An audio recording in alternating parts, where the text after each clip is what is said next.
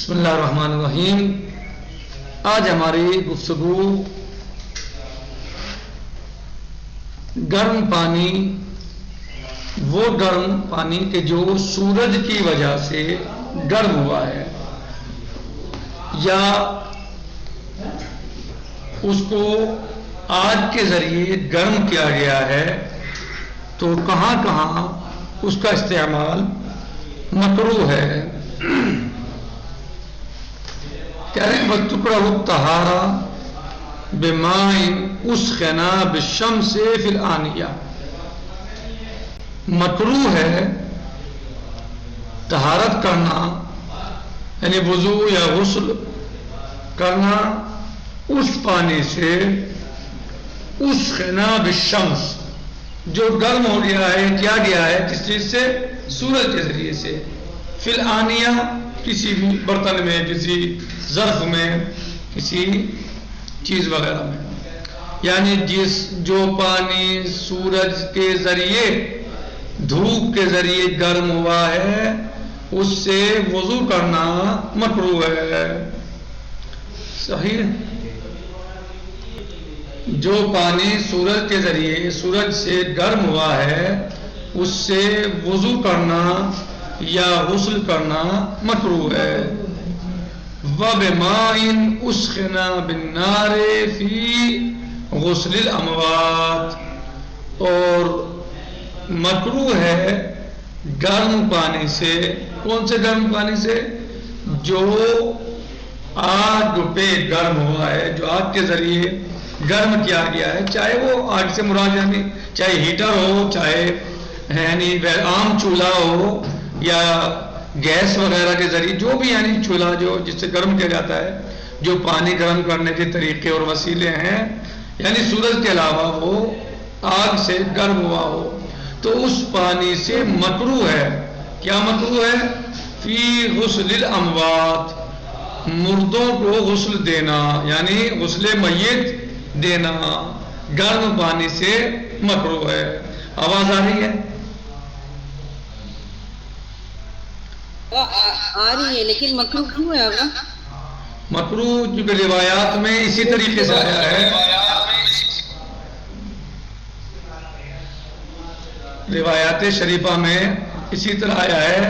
ایک تو اس کے بارے میں تو بالخصوص سورج سے جو پانی گرم ہوتا ہے، ویسے بھی بتایا جاتا ہے طبی اعتبار سے بھی کہ یہ پانی نقصان دے سکتا ہے، آپ کو برس کی بیماری پیدا کر سکتا ہے، بتایا جاتا ہے. اور چونکہ روایات میں آیا ہے تو ظاہر ہے حکمت کوئی ضرور ہے، ایسا نہیں ہے کہ وہ بغیر حکمت کے ہمیں بتایا گیا ہے. کیونکہ ہم مامور ہیں کہ اہل بیت علیہ السلام کی بات کو یا قرآن کریم کی بات کو تسلیم کر لیں. صحیح ہے. اور بہتر اللہ جانتا ہے اور اس کا رسول جانتا ہے، اور اہل بیت رسول علیہ السلام بہتر جانتے ہیں. صحیح. لیکن آگا ہم نے سنا ہوا ہے کہ گرم پانی سے غسل کر دینا چاہیے. جی غسل کرنا چاہیے ٹھنڈے سے دور کرنا. نہیں، مسئلہ آپ سمجھ نہیں پائے. یعنی یہ کہہ رہے ہیں کہ جو پانی سورج کے ذریعے گرم ہوا ہے، اس سے وضو یا غسل کرنا مکروہ ہے. جیسے ٹینک اوپر رکھا ہوا ہے مثلا، یا آپ نے کسی برتن میں پانی رکھ دیا اور اسے گرم سورج سے کر لیا، گرم ہو گیا وہ سورج کی وجہ سے، دھوپ کی وجہ سے، اب اس سے آپ وضو یا غسل کریں تو وہ مکروہ ہے. اور اسی طریقے سے یہ ہو سورج کا مسئلہ. اب ہے عام پانی بھی گرم ہے. آگا ایک منٹ دیکھیے، آگا ایک منٹ. اگر یہ کوئی ٹینک اوپر ہی ہو، اس کا پانی کا وہ چھو نیچے تک پانی آئے، تو اس سے کیا غسل کرنا اس سے بھی مکروہ ہے؟ ہاں، ٹھنڈا کی اسے ٹھنڈا ہونے دیجیے، آپ جمع کسی برتن میں جمع کر لیں. جیسے ہوتا ہے نا دھوپ کی وجہ سے آٹومیٹکلی ہو جاتا ہے، وہ پانی گرم ہوتا ہے سم ٹائم. ہاں بتایا نا کہ ہوتی ہے یا کوئی ایسا ہوتا ہے، وہ اسی لیے ہے آپ ٹھنڈا کر لیجئے اس پانی کو نیچے کسی بالٹی میں، کسی برتن میں، کیونکہ وہ آپ کے لیے مشکل ہو سکتا ہے، نقصان دے سکتا ہے.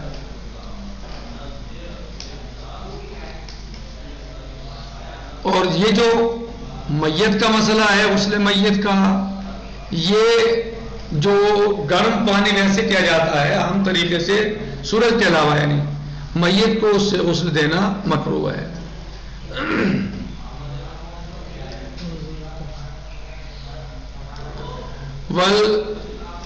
والماء المستعمل فی غسل الاخباث نجس، اور وہ پانی کہ جو خبث کو زائل کرنے میں استعمال ہوا ہے، استعمال کیا گیا ہے، وہ پانی نجس ہوتا ہے. یعنی ایک انسان کے ہاتھ پر خون لگا ہوا ہے اور اب وہ اپنے ہاتھ کو پاک کر رہا ہے یا دھو رہا ہے، غسل سے خون سے صاف کر رہا ہے، دھو رہا ہے، پاک کر رہا ہے، تو اب جو پانی گر رہا ہے وہ پانی نجس ہے. سواء تغیر بالنجاست او لم یتغیر، چاہے وہ پانی نجاست کی وجہ سے بدل گیا ہو یا نہ بدلا ہو. بدل گیا ہو یعنی اس کا ذائقہ، اس کی بو، اس کا کلر وغیرہ بدلا ہو یا نہ بدلا ہو، ایسی کوئی شرط نہیں ہے، بلکہ چونکہ وہ نجاست سے ٹچ ہو گیا ہے تو وہ پانی بھی نجس ہو گیا. ادا ماء الاستنجا، استنجے کے پانی کے علاوہ، یعنی ماء الاستنجا یعنی وہ پانی جو آپ نجاست کو زائل کرنے کے بعد، جو آپ کے جسم سے آپ کا پانی آپ جب ٹپکتا ہے، مثلا پانی گرتا ہے، نجاست زائل ہو چکی، اور اب جو پانی آپ ڈال رہے ہیں وہ پانی پاک ہے، یعنی اس میں نجاست نہیں ہے. فَإِنَّهُ طَاهِرٌ مَا لَمْ يَتَغَيَّرْ بِالنِّجَاسَةِ، اور تلاقی ہے نجاستہ من خارج، یہ شرط ہے، بشرط کہ شرط کیا ہے اس پانی کے پاک ہونے کے لیے کہ ما لم يتغیر بالنجاسہ، وہ پانی بدلا نہ ہو نجاست کی وجہ سے. یعنی اس وقت آپ جب طہارت کر رہے ہیں فارغ ہونے کے بعد، تو جو پانی ہے وہ اس وقت والا پانی ہے جب نجاست زائل ہو چکی ہو، تب آپ کے جسم پہ نجاست نہیں لگی ہوئی ہے، تو نجاست زائل ہونے کے بعد جو پانی ہے کیا ہو جائے گا، وہ پانی پاک ہے. شرط کیا ہے؟ شرط یہ ما لم یتغیر بالنجاسہ. کیا شرط ہے؟ شرط یہ ہے کہ وہ پانی نجاست کی وجہ سے متغیر نہ ہو گیا ہو، وہ پانی فَإِنَّهُ طَاهِرٌ مَا لَمْ يَتَغَيَّرْ بِالنِّجَاسَةِ، اور تلاقی ہے یعنی وہ نجاست کی وجہ سے بھی متغیر نہ ہو اور نہ ہی اس سے نجاست ملے، یعنی نجاست بھی اس میں موجود نہ ہو اور نہ ہی اس میں کوئی خارج سے نجاست اور ملے. من خارج یعنی باہر سے الگ سے کوئی نجاست مل جائے تو اس کا ایک مسئلہ الگ ہے، لیکن چونکہ وہ پانی اس وقت نجاست اس میں موجود نہیں ہے تو وہ پاک ہے. کب؟ نجاست کو دور کرنے کے بعد جو پانی ہوتا ہے. صحیح. اور شرط اس کی کیا ہے؟ شرط یہ ہے کہ آپ کی نجاست ادھر ادھر نہ پھیلی ہو، ادھر ادھر نجاست نہ گئی ہو. صحیح. اگر جو ہے وہ نجاست ادھر ادھر گئی ہے تو آپ کا جسم بھی نجس ہوا ہے. وہ نجاست محدود جگہ پر ہی رہی ہو جو اس کے لیے جگہ محدود ہے، تو یہ اس کا حکم ہے. آپ دھیان رکھیں، اشتباہ نہ ہونا چاہیے، نہیں ہونا چاہیے. کیا شاہد صاحب؟ یعنی نجاست آپ کے محدود جگہ میں موجود ہو، یہ نہیں ہے کہ مثلا جو ہے وہ پھیل گئی ادھر ادھر پھیل گئی تو آپ کا جسم نجس ہو گیا اس سے. ہاں، تو پھر آپ کو جسم پاک کرنا ہو جہاں لگی ہے وہ. یعنی نجاست جو ہے وہ آپ کی ایک خاص محدود جگہ میں ہو جو اس کی جگہ ہے، اور اب آپ نے پانی سے صاف کیا تو وہ ختم ہو گئی نجاست، گندگی دور ہو گئی، آپ کا جسم صاف ہو گیا. اب جو پانی بعد میں گرے گا وہ پاک ہے. لیکن اگر آپ کی نجاست پھیل گئی ادھر ادھر تو پھر آپ کو وہ جگہ بھی پاک کرنی ہوگی جہاں نجاست لگی ہے. بات سمجھ آئی؟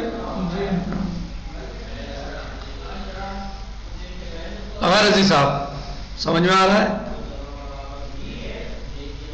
رضی صاحب جی جناب جی آواز آ رہی ہے، سمجھ میں آ رہی ہے؟ جی سمجھ میں آ رہا ہے. جی سمجھ میں شرائط سمجھ میں آ گئے. کب پاک ہے جی وہ پانی؟ اگر اگر جناب یہ ایک یہ شرط ہے، اگر جناب وہ تو پانی اگر پاک ہے ٹھیک ہے، لیکن اگر اس کو استعمال کر سکتے پینے میں کیا؟ نہیں بیٹے، وہ الگ چیز ہوتی ہے. دیکھیے وہ تو خود کڑائیت، آپ خود کڑائیت الگ چیز ہے. یعنی پاک ہونا کسی شے کا الگ ہے، استعمال کرنا ایک الگ چیز ہے. یہاں پر آپ کو بتا رہے ہیں کہ پاک ہے وہ پانی.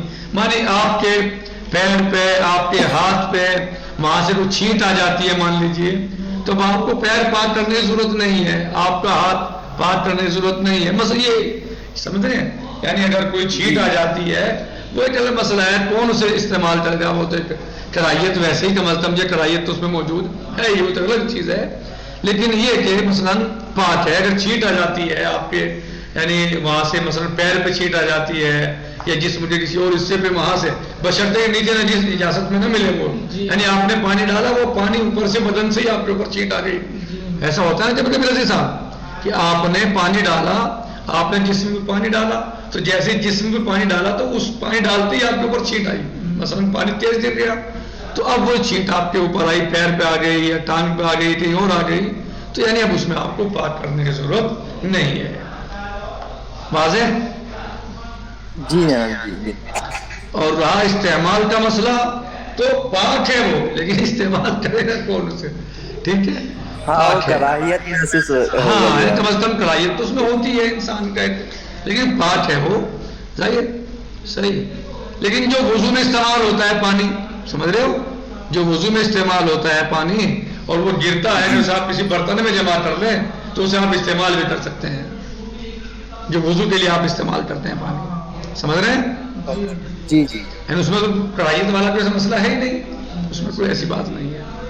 بھلے یہ آ گیا والمستعمل فی الوضوء طاہر و مطہر. اور وہ پانی جو وضو میں استعمال ہوتا ہے وہ طاہر بھی ہے اور مطہر بھی ہے. طاہر ہے یعنی خود بھی پاک ہے اور پاک کرنے کی صلاحیت بھی احسن، مطہر بھی ہے یعنی دوسری چیزوں کو بھی آپ اس سے پاک کر سکتے ہیں. صحیح. جی. وما استعمل فی الحدث الاکبر طاہر. اور وہ پانی جو آپ نے حدث اکبر میں استعمال کیا ہے رضی صاحب، حدث اکبر یعنی غسل، جو آپ نے غسل کرنے میں استعمال کیا ہے، مثلا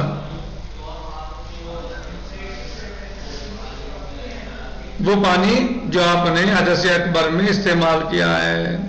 صحیح. ہاں اس کی شرط کیا ہے؟ یعنی جب آپ یعنی دایاں حصہ دھو رہے ہیں یا بایاں حصہ دھو رہے ہیں یا سر دھو رہے ہیں یعنی غسل کر رہے ہیں، تو وہ جو پانی ہے وہ پانی پاک ہے. صحیح.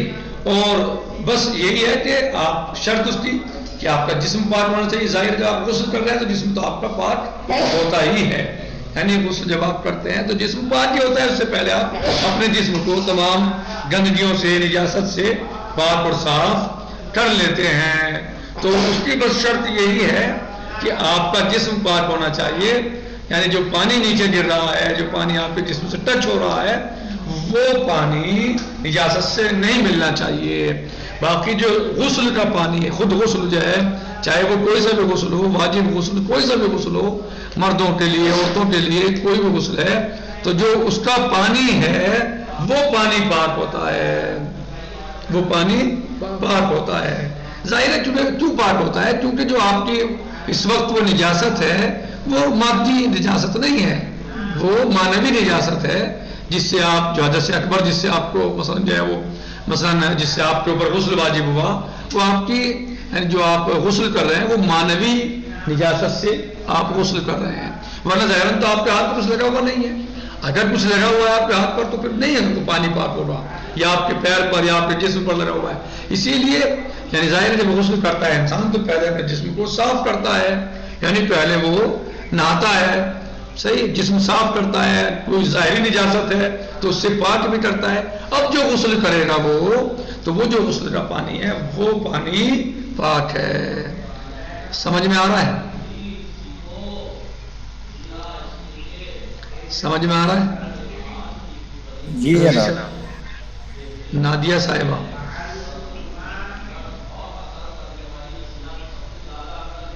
آ رہا واضح ہے نا؟ جی جی واضح. جی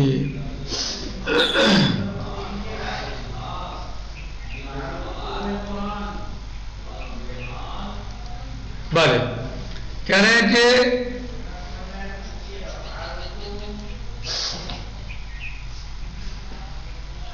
وما استعمل فی الحدث الاکبر، اور وہ پانی جو حدث اکبر میں نے غسل کے لیے استعمال کیا گیا ہے طاہر پاک ہے. وَهَلْ يُرْفَعُ بِهِ الْحَدَث ثَانِيًا، کہہ رہے ہیں اب سوال، یہ تو بات ہو گئی رضی صاحب، یہ بات ہو گئی کہ وہ پانی پاک ہے، صحیح. اب سوال یہ ہے کہ کیا اس پانی سے وَهَلْ يُرْفَعُ، صحیح، وَهَلْ يُرْفَعُ، کیا اس پانی سے آپ دوبارہ رفع حدث کر سکتے ہیں؟ سوال. وَهَلْ يُرْفَعُ بِهِ الْحَدَثُ ثَانِيًا، کیا اس پانی سے جو آپ کہہ رہے ہیں کہ غسل کا جو پانی ہے وہ پاک ہے، کیا آپ اس پانی سے دوبارہ رفع حدث کر سکتے ہیں کیونکہ پاک ہے وہ؟